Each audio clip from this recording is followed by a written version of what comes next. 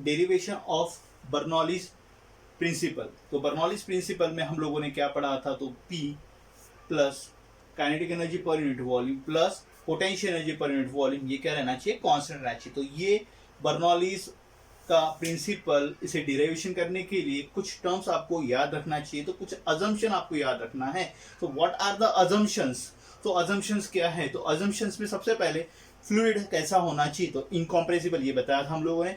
Fluid का flow कैसी होना चाहिए, तो फ्लूइड का फ्लो कैसे होना चाहिए, स्टेडी।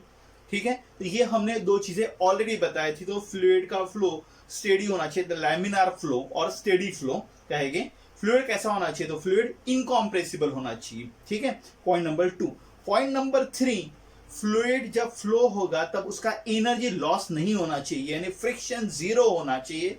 इसका मतलब हम कह सकते हैं कि जो फ्लूइड है वो नॉन विस्कस होना चाहिए। देन हम बात करते हैं नेक्स्ट पॉइंट की, जब जो फ्लो होगा तो वो ऐसे एक पाइप से फ्लो होना चाहिए कि उस पाइप का area of cross section different होना चाहिए। जो हम लोगों ने इक्वेशन ऑफ कंटिन्यूटी में जैसे हमने एक पाइप इस्तेमाल किया था, तो वैसे ही area of cross section different होना चाहिए। और तीसरी चीज कि वहां पे जो दो पॉइंट्स को हम लोग कंसिडर करने वाले हैं बर्नौलीज थ्योरम, बर्नौलीज प्रिंसिपल को एक्सप्लेन करते हैं, तो दोनों पॉइंट्स की हाइट्स, तो pipe located at the different height. ठीक है, तो ये अजम्पशन होना चाहिए। तो अभी आपको कम से कम दो अजम्पशन को बहुत अच्छे से फोकस करना है।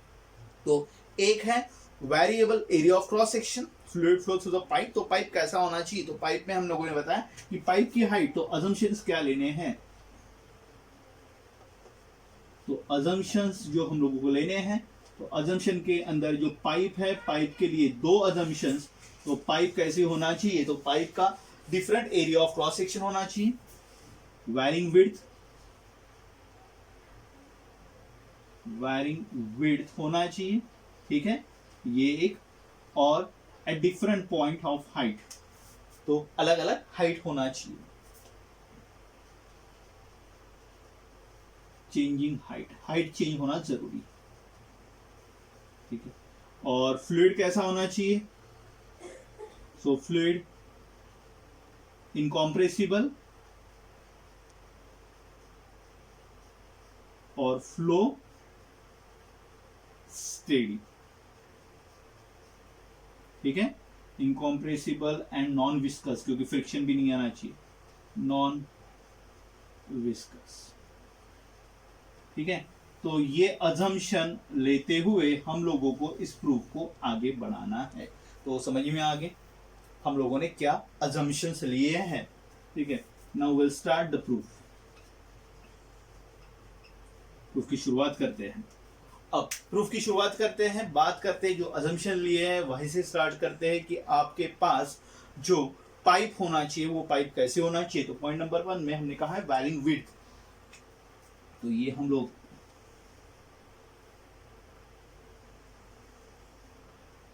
पाइप ले रहे हैं जिसके अंदर में क्या हो रहा है, विड्थ वैरी हो रहा है।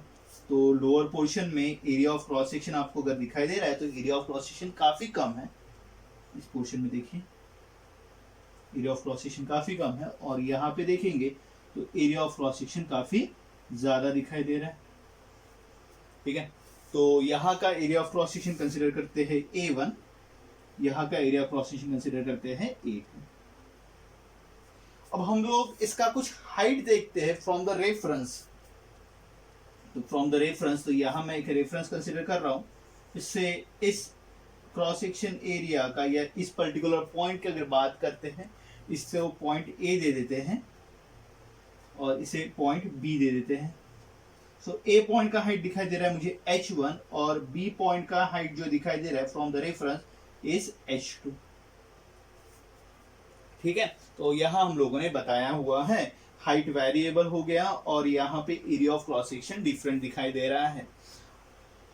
जैसे कि हम लोग ये जानते हैं कि फ्लूइड इनकॉम्प्रेसिबल होता है, तो कहाँ उसका स्पीड ज्यादा होता है, कहाँ उसका स्पीड कम होता है, इसके बारे में हम लोगों ने ऑलरेडी डिस्कस कर लिया। ठीक है, तो जहां एरिया ज्यादा होता है वहां पे velocity, area of cross section ज्यादा होने की वजह से वेलोसिटी क्या होगा, वहां पे कम होगा। तो यह डायग्रामेटिकली दिखाई दे रहा है, क्या दिखाई दे रहा है, A2 is greater then A1, तो कहाँ पे वेलोसिटी ज्यादा होगा, तो velocity is greater than v1 as compared to v2। ये टर्म अच्छी से याद रखिए, ठीक है।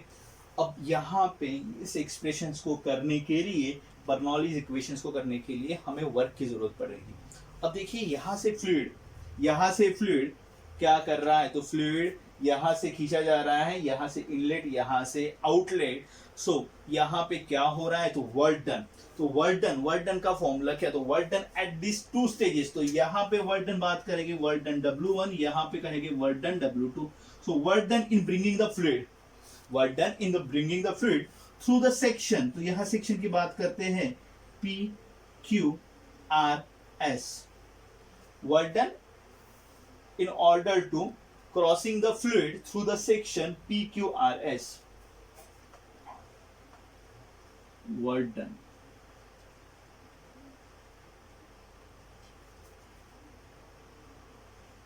In order to crossing fluid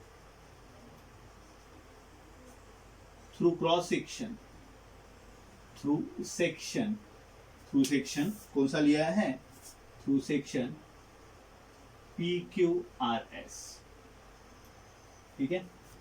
PQRS पास होने के लिए work done given time, in time interval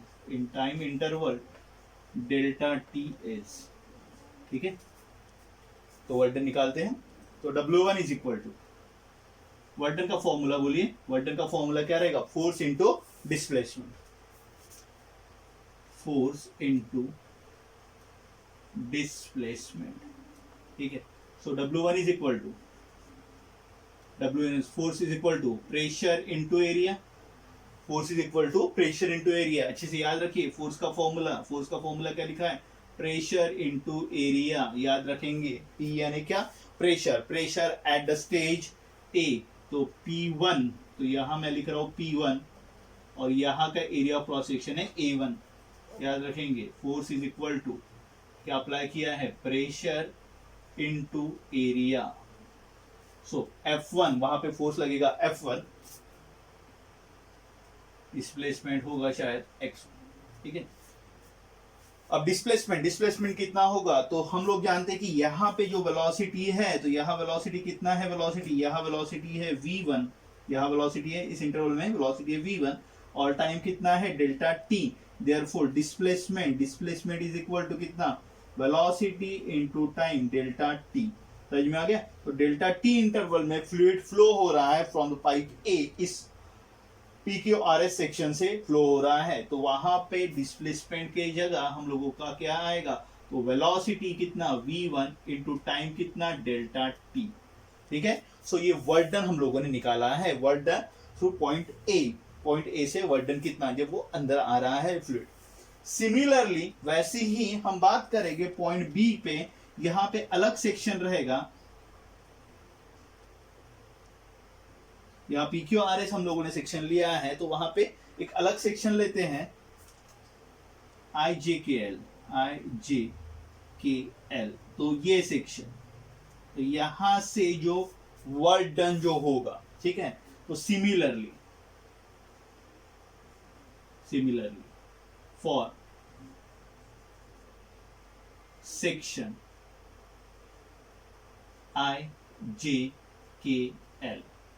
IJKL इस सेक्शन के लिए वर्क डन की बात करते हैं। तो ये IJKL का वर्क डन का जो सेक्शन जो होगा, वहां वर्क डन होगा अगेंस्ट द हाइट, तो अगेंस्ट द हाइट, इसीलिए वो वर्क डन निगेटिव आएगा। वैसे W2 is equal to minus, formula वही रहेगा, उसी टाइप से सिमिलरली क्या लिख सकते हैं, तो वहां प्रेशर क्या रहेगा, तो इस पॉइंट पे प्रेशर आपका, जैसे आपका यहाँ पे प्रेशर क्या था, यहाँ पे प्रेशर P1 था, यहाँ पे प्रेशर क्या है, तो यहाँ प्रेशर रहेगा P2, ठीक है। एरिया यहाँ पे A1 है, यहाँ पे एरिया कितना है A2, यहाँ वेलोसिटी V1, यहाँ वेलोसिटी कितना, तो इस पॉइंट पे वेलोसिटी कितना है V2, और टाइम सेम है डेल्टा t, ठीक है। तो वर्क डन हम लोगों ने निकाला है फॉर PQRS सेक्शन, और वैसे ही हम लोगों ने निकाला है IJKL section. Now total work done निकालते हैं। Now total work done, so total work done will be W1 plus minus W2, negative sign यानी against the height, against the gravity वो काम कर रहा है, ठीक है। इस वजह से हम लोगों ने वहां पे निगेटिव साइन को कंसीडर किया है। Therefore total work done W is equal to क्या आएगा, तो इन दो इक्वेशंस का एडिशन करते हैं। तो इन दो इक्वेशंस को अगर ऐड करते हैं तो क्या मिलने वाला है हम लोगों को, P1 A1 V1 delta T minus P2 A2 V2 delta T। अब इधर ध्यान दीजिए, A into V is a constant, किसके हिसाब से, तो इक्वेशन ऑफ कंटिन्यूटी के हिसाब से A into V, area into velocity, ये कांस्टेंट। अच्छा, वेलोसिटी इंटू टाइम, तो ये क्या आता है आपका डिस्प्लेसमेंट, और डिस्प्लेसमेंट इंटू एरिया, तो डिस्प्लेसमेंट इंटू एरिया क्या आता है, वॉल्यूम, क्या आता है, वॉल्यूम। तो यहां पे ये वॉल्यूम और यहां पे भी ये टर्म क्या आएगा, वॉल्यूम। तो यहां पे जो वॉल्यूम रहेगा, वॉल्यूम कैसे रहेगा, तो फ्लूइड का वॉल्यूम इस टाइप में, और यहां पे दोनों जगह वॉल्यूम कैसे रहने वाला है, सेम रहने वाला है। तो वहां पे हम लोग वर्क डन के लिए हम लोग इस्तेमाल करेंगे P1 इंटू वॉल्यूम के लिए यहाँ पे बात करेंगे डेल्टा V, वॉल्यूम के लिए डेल्टा V से इंडिकेट करेंगे, dV से भी इंडिकेट कर सकते हैं बट डेल्टा V। तो यहाँ पे volume minus P2 into delta V। अब दोनों जगह मैंने डेल्टा V ही इस्तेमाल किया, और ये वॉल्यूम के लिए, वेलोसिटी नहीं है, ये है वॉल्यूम। इसका मतलब A1 V1 is equal to A2 V2, ये वेलोसिटी था, ये कैसे रहता है, कांस्टेंट। तो ये दोनों सेम ही है, और टाइम तो यहाँ पे सेम ही आ रहा है, तो क्या रहेगा इसमें, वॉल्यूम भी क्या रहेगा, सेम रहेगा। तो ये आ गया हम लोगों का वर्क डन। तो इक्वेशन नंबर ए, तो इक्वेशन नंबर ए तक हम लोगों ने क्या फाइंड किया है, वर्क डन फाइंड किया है। तो वर्क डन थ्रू पाइप ए और थ्रू पाइप बी, तो वहां से टोटल वर्क डन निकाला गया। Total work done P1 delta V minus P2 delta V, तो डेल्टा V ये टर्म्स वहां पे क्या है, कॉमन है। तो ये इक्वेशन हम लोगों को मिल गया है वर्क डन का। अब बात करते हैं कि यहां से यहां जब जाता है तो अकॉर्डिंग टू द, जैसे हमने कहा कि फोर्स एक कंजर्वेटिव नेचर में होता है, तो मैकेनिकल फोर्स जो होगा वो मैकेनिकल फोर्स कन्वर्ट होगा। तो change of energy due to the change of mechanical energy is due to the kinetic energy and potential energy। तो दोनों जगह में हम लोगों का, अब ये वर्क डन का इक्वेशन हम लोग इस्तेमाल करेंगे। तो अब बात करेंगे तो चेंज ऑफ एनर्जी, और चेंज ऑफ एनर्जी में हम बात करेंगे kinetic energy and potential energy का change. So now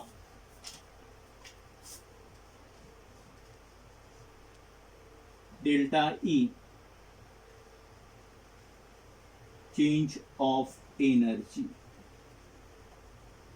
is equal to delta E is equal to change in kinetic energy, delta मैंने चेंज के लिए इस्तेमाल किया, plus change in potential energy, ठीक है। So delta E is equal to, तो kinetic energy के अंदर का चेंज, तो काइनेटिक एनर्जी का फॉर्मूला हम लोग जानते हैं, क्या फॉर्मूला है, half mv square. So half mv square. अब सुनो अच्छे से, चेंज इन वेलोसिटी, यहाँ वेलोसिटी कितना था, तो यहाँ वेलोसिटी था आपका v2, यहाँ वेलोसिटी कितना था, ये था आपका v1, ठीक है। तो which velocity is greater, v2 is greater than v1, ठीक है, sorry v1 is greater then v2, यहाँ पे आ रहा है हम लोगों का। तो चेंज ऑफ वेलोसिटी हम लोग बताएंगे यहाँ पे v2 माइनस v1, ठीक है, प्लस पोटेंशियल एनर्जी mgh बराबर है, बट हाइट में वेरिएशन h2 माइनस h1। तो इस तरह हम लोगों को ये इक्वेशन मिलेगा।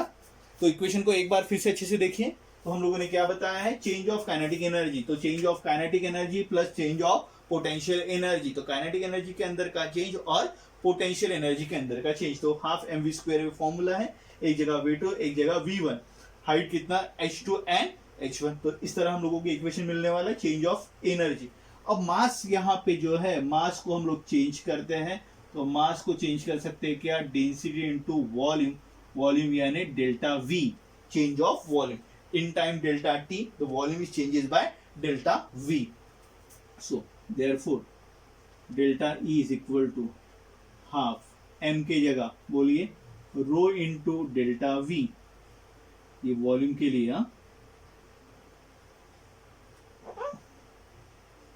वॉल्यूम के लिए, और ये V2 square minus V1 square plus rho delta V H2 minus H1, ठीक है, ये equation number B. According to the work energy theorem, work can be converted into the energy. So work is equal to change of energy. So work is equal to, according to the work energy theorem,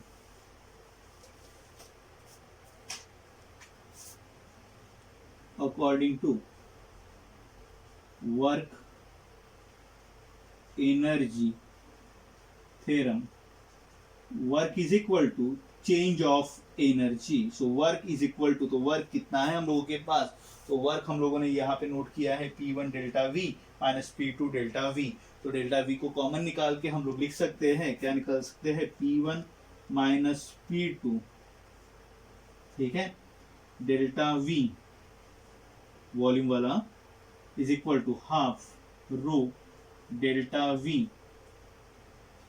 V2 square minus V1 square plus rho delta V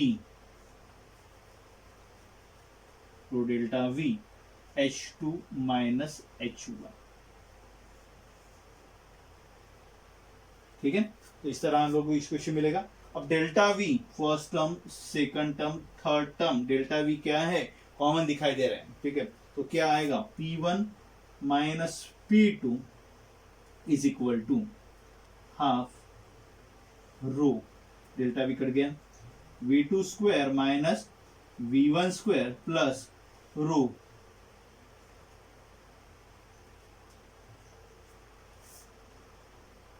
यहां G छूट गया, ये G, ठीक है, H2 minus H1 into. अब यहां पे क्या करेंगे, जो 1 वाले टर्म्स है वो एक साइड लेके जाएंगे और 2 वाले टर्म्स दूसरे साइड लेके आएंगे। सो यहाँ पे P1, ठीक है, तो ये इधर आएगा, ये टर्म इधर आएगा, तो half rho into V1 square इधर आ जाएगा प्लस वैसे ही रो H1G जो सब्सट्रैक्शन में इधर आ जाएगा प्लस रो H1G बराबर है, ये टर्म्स इधर आ गए, वैसे 2 के टर्म्स उस साइड चले जाएंगे। सो P2 यहाँ माइनस उधर चला जाएगा, P2 plus half rho V2 square plus रो H2G। तो इस तरह ये इक्वेशन मिलेगा, यानी पार्ट 1 जैसे हम लोगों ने A और B दो ट्यूब्स के पार्ट जो लिए थे, तो वहां पे pressure plus kinetic energy per unit volume plus potential energy per unit volume एक साइड का, इनका सम वो क्या रहेगा, तो सम ऑफ दूसरे पॉइंट्स की जब बात करते हैं पॉइंट बी की, तो again pressure kinetic energy per unit volume plus potential energy per unit volume, ये कैसे रहेगा, कांस्टेंट। तो हेंस ये हमें प्रूव करना था, हेंस तो addition of sum of pressure plus kinetic energy per unit volume plus potential energy per unit volume is equal to constant. तो ये आपको समझ में आ गया होगा, बट यहाँ पे आपको क्या चीजें अच्छे से इस्तेमाल करना है वो समझिए। तो एक बार क्विकली रिवाइज कर लेते हैं किस टाइप लोगों ने हमने प्रूफ स्टार्ट किया था। तो प्रूफ स्टार्ट किया था हम लोगों ने अजम्पशन से, हम लोगों ने अलग अलग अजम्पशंस लिए थे, 5 अजम्पशन लिए थे, एक तो 2 अजम्पशंस लिए थे ट्यूब्स के बारे में, ट्यूब्स कैसा होना चाहिए, तो वेरिएबल क्रॉस सेक्शन एरिया का ट्यूब होना चाहिए, और दूसरा पॉइंट बताया था कि हाइट थोड़ा सा उसका चेंज होना चाहिए, वेरिएबल पॉइंट्स का हाइट होना चाहिए, ये 2 पॉइंट्स। फिर फ्लूइड्स के बारे में कहा था, फ्लूइड कैसा होना चाहिए, तो fluid incompressible and non viscous होना चाहिए, ये पॉइंट बताया था, जहां पे एनर्जी का लॉस नहीं होता है, इनकॉम्प्रेसिबल यानी वहां पे density and mass flow same रहना चाहिए। और एक बताया था फ्लो के बारे में, तो फ्लो कैसा होना चाहिए, स्ट्रीमलाइन फ्लो होना चाहिए, लैमिनार फ्लो होना चाहिए, ये हम लोगों ने बताया था। देन स्टेप नंबर 1 में हम लोगों ने निकाला था वर्क डन, 2 पॉइंट्स कंसीडर किए थे ट्यूब का, एक लोअर एंड वाला पॉइंट और एक अपर एंड वाला पॉइंट। लोअर एंड वाला पॉइंट जिसपे हाइट h1 था, अपर एंड वाला पॉइंट वहां पे h2 था, वहां निकाला वर्क डन। वर्क डन का फॉर्मूला फोर्स इंटू डिस्प्लेसमेंट। ये पॉइंट याद रखना है, यहाँ पे हम लोगों ने ये इक्वेशन कैसे लाया है, फोर्स इंटू डिस्प्लेसमेंट। डिस्प्लेसमेंट को हम लोगों ने प्रीवियसली भी सॉल्व किया था, तो उससे सॉल्व किया था वेलोसिटी इनटू टाइम, तो change of time, time interval दिया था डेल्टा टी, वेलोसिटी था v1, ठीक है। दूसरे के लिए वेलोसिटी था v2, पहले के लिए रहा एरिया a1, दूसरे के लिए एरिया था a2, फर्स्ट के लिए प्रेशर p1, सेकंड के लिए p2। तो फोर्स का फॉर्मूला प्रेशर इनटू एरिया, तो ये आपको अच्छे से समझ में आना चाहिए, ठीक है। तो सबसे पहले पार्ट में हम लोगों ने निकाला वर्क डन, क्या निकाला है, वर्क डन। सेकंड पार्ट में हम लोगों ने कहा कि मैकेनिकल एनर्जी जो है वो यूज हो रही है in terms of change of energy, तो kinetic energy and potential energy, maybe there is an increase in the potential energy and decrease in the kinetic energy। यहाँ पे जैसे कहा गया, आपको शायद कंफ्यूजन होगा कि v2 माइनस v1 क्यों लिखा, v1 माइनस v2, हाँ याद रखिए एक एनर्जी बढ़ेगी तो एक एनर्जी कम होगी। जैसे हमने कहा कि ट्यूब्स का हाइट बढ़ रहा है, यानी क्या बढ़ रहा है, पोटेंशियल एनर्जी बढ़ रहा है, तो नो डाउट क्या होगा, काइनेटिक एनर्जी कम होगा, तो there is a change of energy. तो इस हिसाब से हम लोगों ने इसे सॉल्व किया, बट यहाँ पे हम लोग कंसिडर नहीं किया। Then change of energy is equal to work done according to the work energy theorem। इस हिसाब से हम लोगों ने इसे सॉल्व किया हुआ है, ठीक है। Then delta v common terms था, इसे हटा दिया। Then p1 p2 p3 p1 के 1 पॉइंट के लिए pressure, kinetic energy per unit volume and potential energy per unit volume is equal to for the another point, therefore ये क्या आ जाएगा, कांस्टेंट, ठीक है। तो यहाँ तक हो गया हम लोगों का बर्नौलीज प्रिंसिपल का डेरिवेशन, ठीक है। अब बात करते हैं बर्नौलीज प्रिंसिपल का डेरिवेशन जो है वो हम लोग कहाँ अप्लाई करते हैं, तो एप्लीकेशन ऑफ बर्नौलीज प्रिंसिपल।